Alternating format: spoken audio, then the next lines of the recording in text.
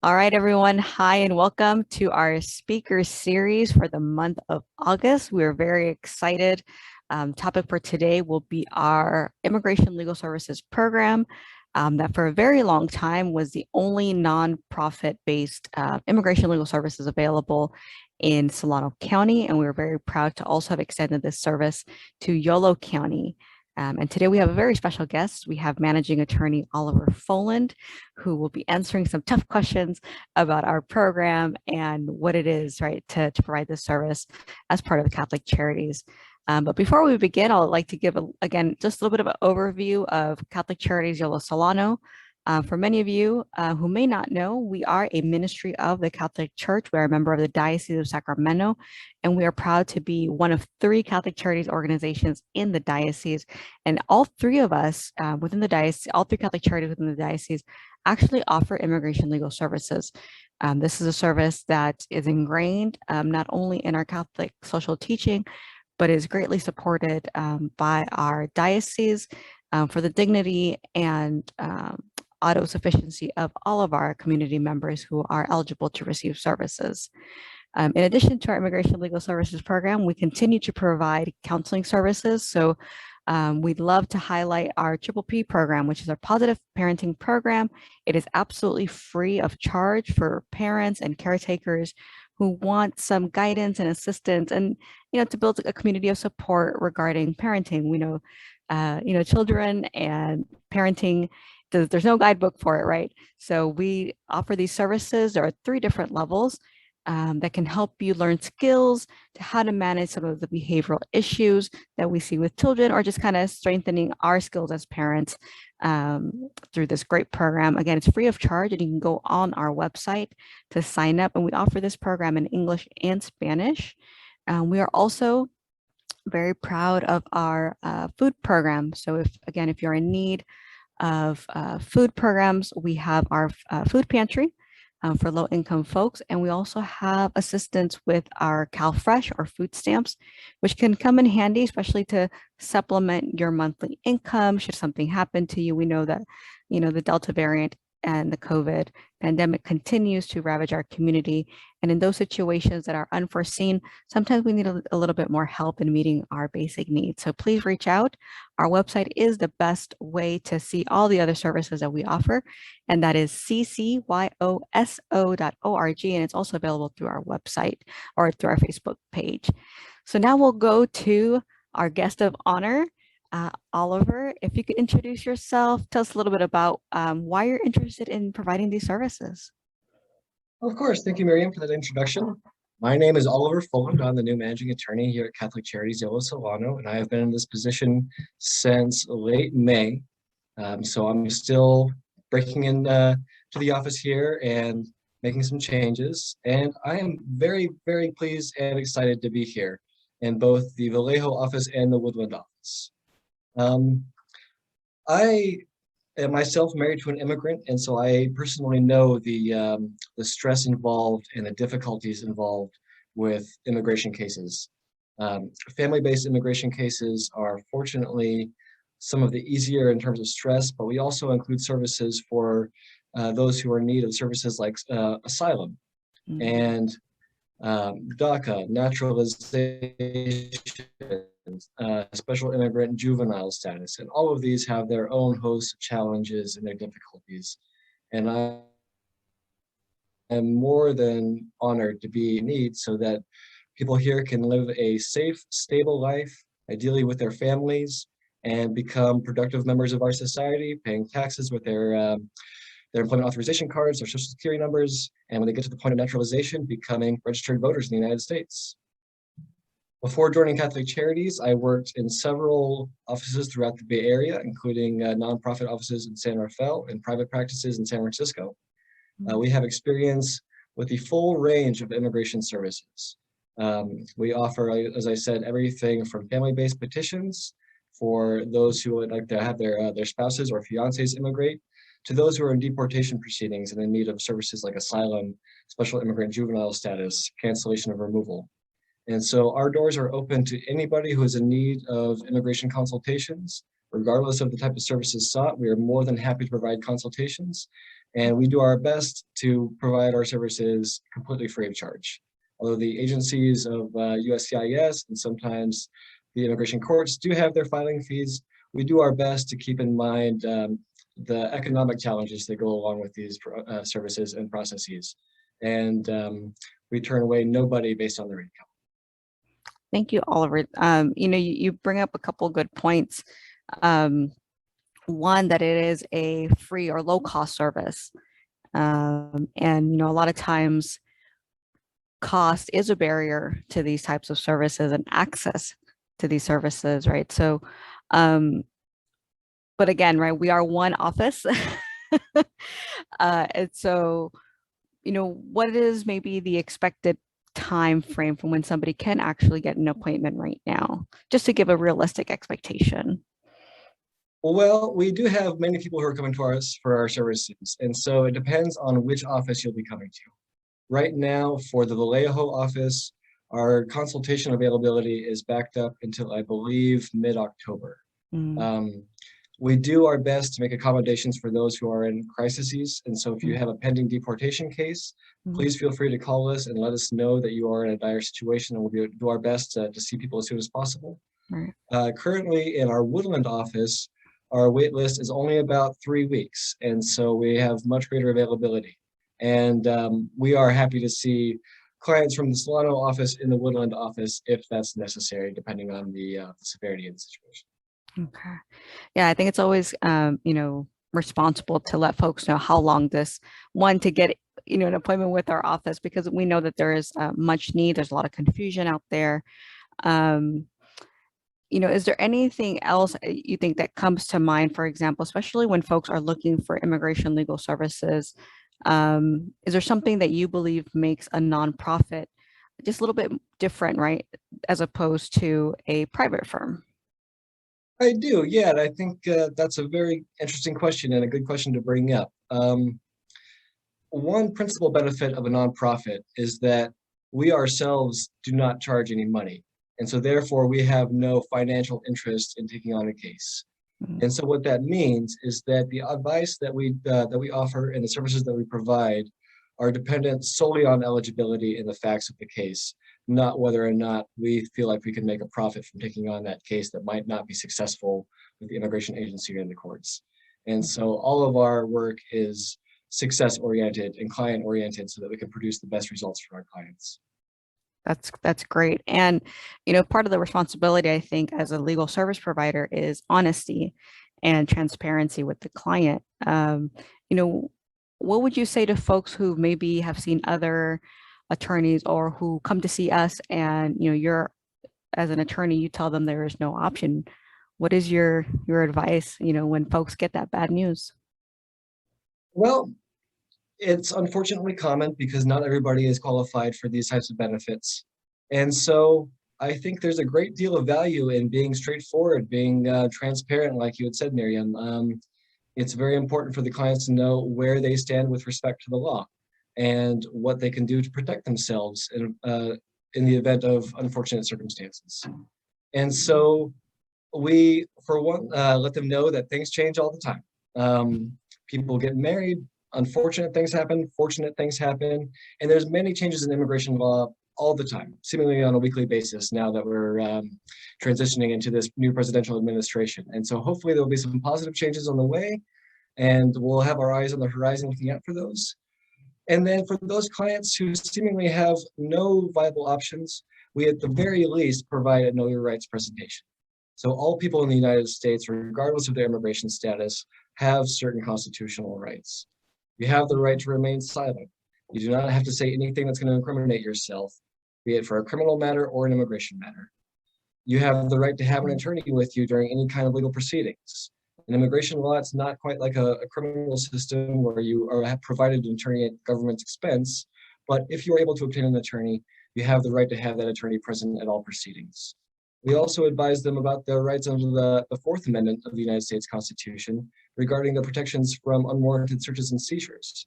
And so many people may not be aware that you do not have to answer the door if an immigration agent comes to your door, unless they have a signed warrant that's signed by a judicial officer that is a judge or a magistrate or a commissioner It has your particular information very specific to you and your location on that warrant. We provide these services free of charge, of course, and anybody who comes to our door is welcome to get a free consultation on their rights. And I'm giving just an overview right now because constitutional rights, like everything with immigration law, are rather complex. Okay. And I do apologize. I am having connection issues. That's why my video is going on and off.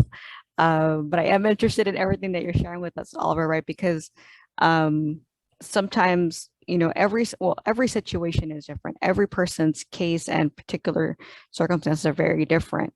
But the know your rights really are universal within the United States. And so it's very important for us to communicate and educate our community so that we can exercise those rights. But let's switch gears here a little bit because I know you mentioned new services that had not been offered before, and I'd love to give you an opportunity to talk about those services. So yeah, let us know what are the new services that you're offering now. Okay, yeah, thanks. I'm very excited about offering these new services as part of my onboarding into the Catholic Charities world. So traditionally, we had offered services that were the typical services you would find in a nonprofit, such as a family-based immigration case for a spouse or immediate family member, or DACA, or naturalization, or renewal of a green card. And we are very pleased to be able to expand our services to include things like removal defense, or what is commonly referred to as deportation defense. Removal is the official term for deportation now in the immigration courts. Pardon me. And so along with that, we offer full screenings for deportation defense, and we can expand our offered services to include things like asylum, withholding of removal, and protection under the convention, which prohibit deportation, some of which lead to permanent status here in the United States.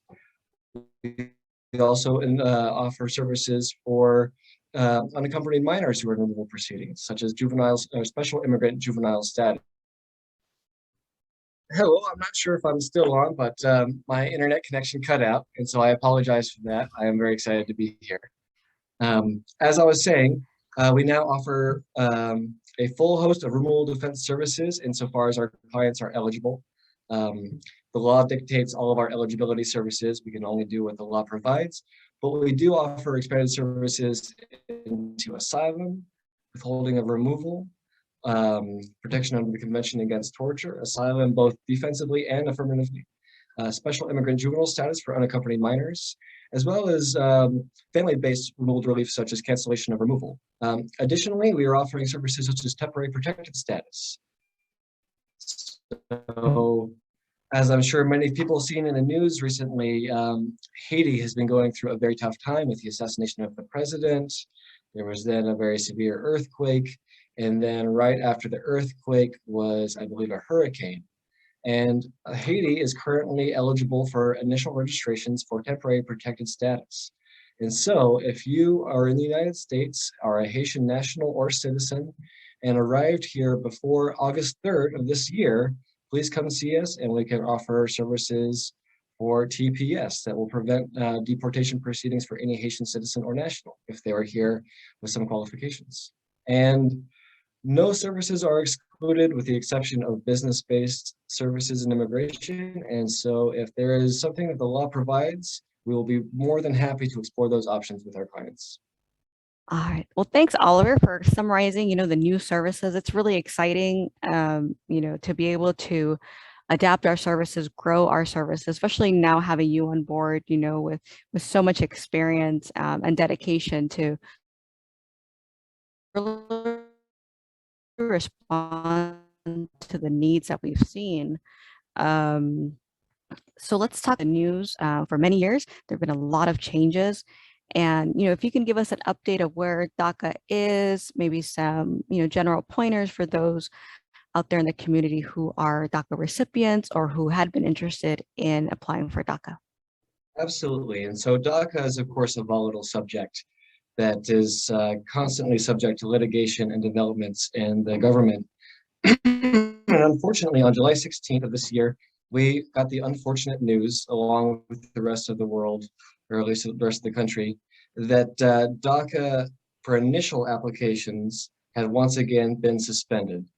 So what that means is that USCIS, the immigration agency here in the United States, can no longer approve initial DACA applications. And just to be clear, those are for applications for those who have never had DACA in the past or are applying for the first time.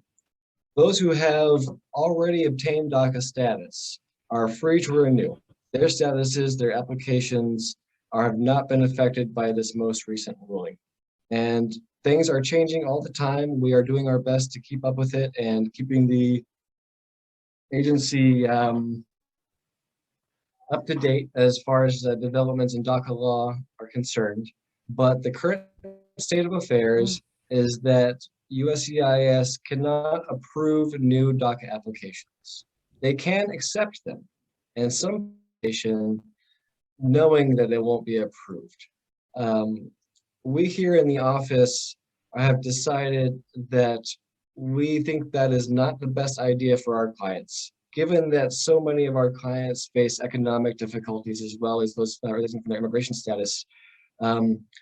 It's my opinion that the application for DACA, which does cost $495, is money poorly spent because you'll be paying $495 for a status that you will not be able to get. Those who have DACA status already are free to renew it, however, and so they should renew that status and feel free to pay the filing fee as long as that status is eligible to them.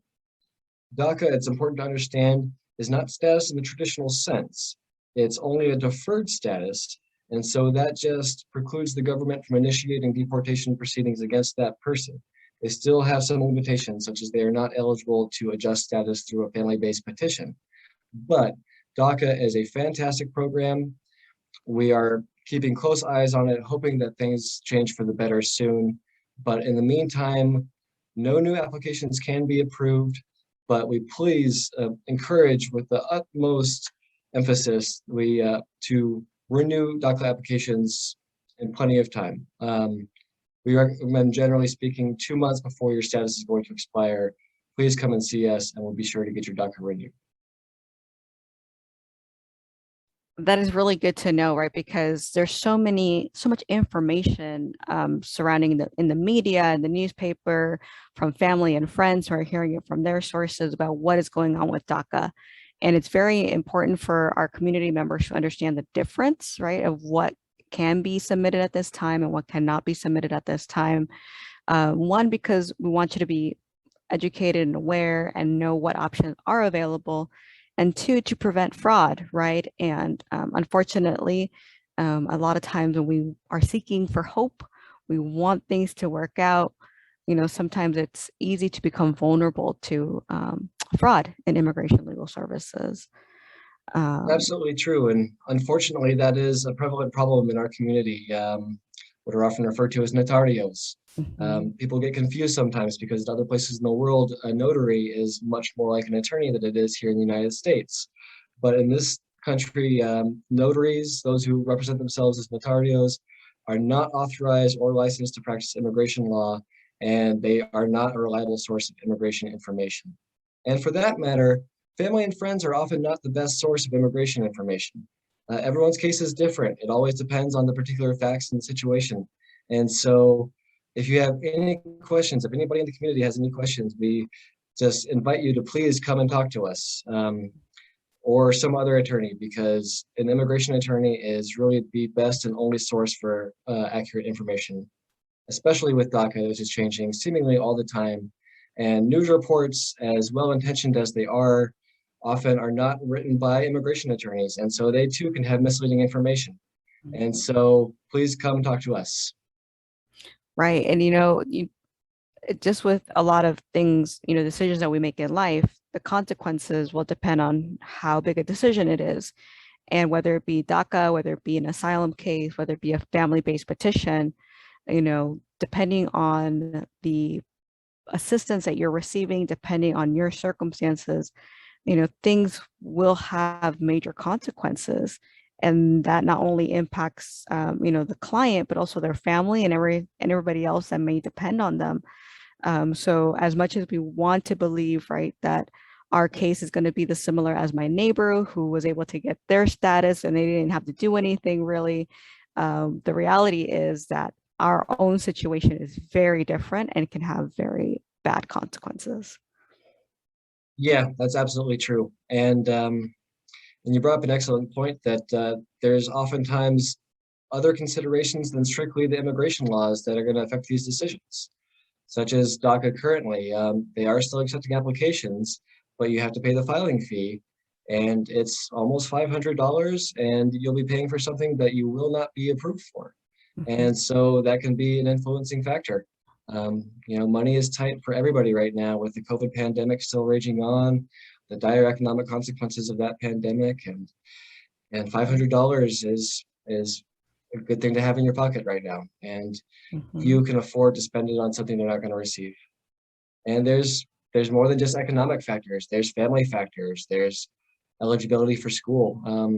Special Yeah. immigrant juvenile status is another example because it's a great program for those who are qualified, but many people fail to realize that the parents of that unaccompanied minor, because an applicant for SIJS can have one parent with them here in the United States, but that parent cannot benefit from the SIJS application for their child. And so perhaps um, factors like availability of education Mhm. or long-term stability for the child's life are going to overrule factors about the parent's life. And we are more than happy to discuss those ins and outs because everything is very complicated very quickly in immigration law. And we understand that it's not Like we have simply another, provides. oops. All right, I don't know if you can hear me. Yes, I can. Okay, awesome. You may not be able to see me, but at least you can hear me. The other thing that people or that we've heard, right, in immigration practice is, well, that a certain crime or a certain violation happened 20 years ago, and no one's ever going to know, or it doesn't apply to me anymore. And we want to make sure that people understand that, if something did happen, one, you need to know as an attorney so you can evaluate their case, but there are also consequences to those situations too. Yeah, that's right. And those consequences can stay with you a long time. And it's one of the difficulties about immigration law is that different infractions carry different consequences, and those consequences have different durations. Sometimes a person is prevented or precluded for 10 years. Sometimes it's only Mhm. 3 years. Sometimes it's 20 years or forever. And so it's very important to be very careful and accurate with your information when providing it to an immigration attorney or simply applying for benefits on your own. Um, More Mhm. times than I would like, people have been denied an application not because there was a problem legally with their case, but because they failed to disclose something that otherwise would have been just fine. And so misrepresentation is always a concern. It's always very important to tell only the truth and and talk to your immigration attorney. Our immigration practices is entirely confidential, and we exist solely for the benefits of our client. We are not here to help the police or ICE or DHS. We are here to help our clients. And so anybody who comes to see us should feel comfortable and secure in the fact that they can tell us any intimate details of their life and face no negative consequences for disclosing it to us. Yeah, and again, right, it all comes down to, as an attorney, you have a specific role, but as an attorney, you can't dictate what experiences a person has had in their life. But the best thing that can happen is that the client is able to share everything that has happened so that you can do your role as an attorney and evaluate and analyze and then advise based on the information that you're given, right? Because you have no crystal ball to know everything that has happened in someone's life. Yeah, yeah, that's absolutely true. And sometimes when people tell us their story, it turns out that they're not going to be eligible.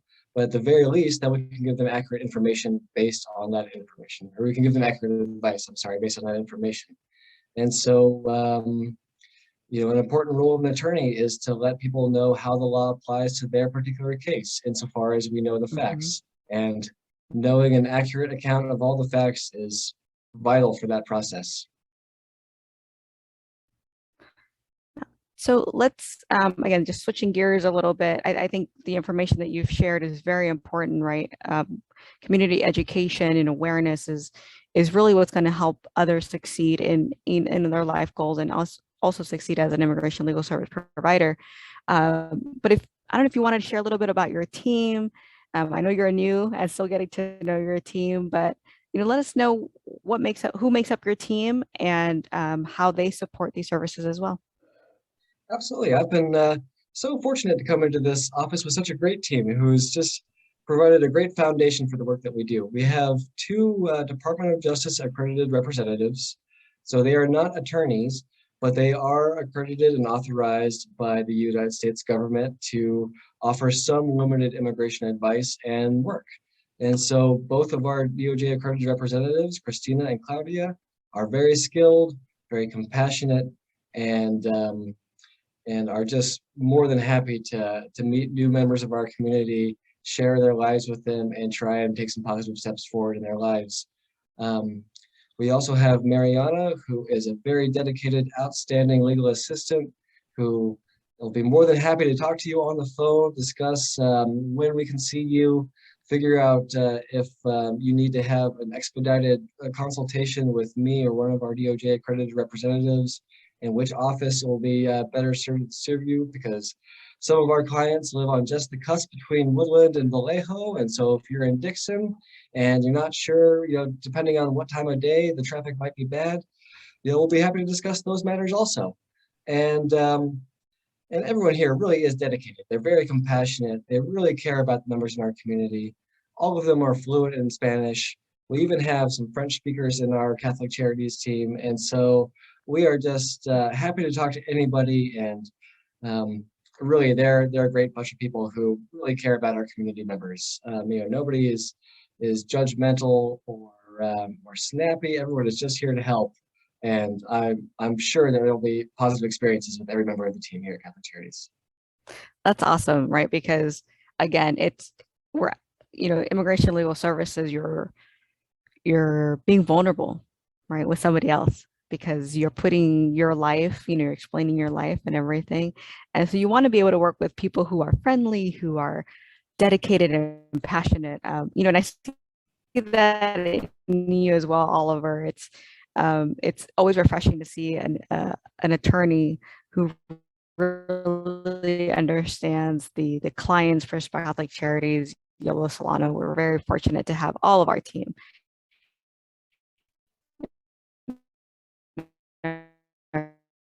Oh, I'm sorry, Miriam, but the services department. See here.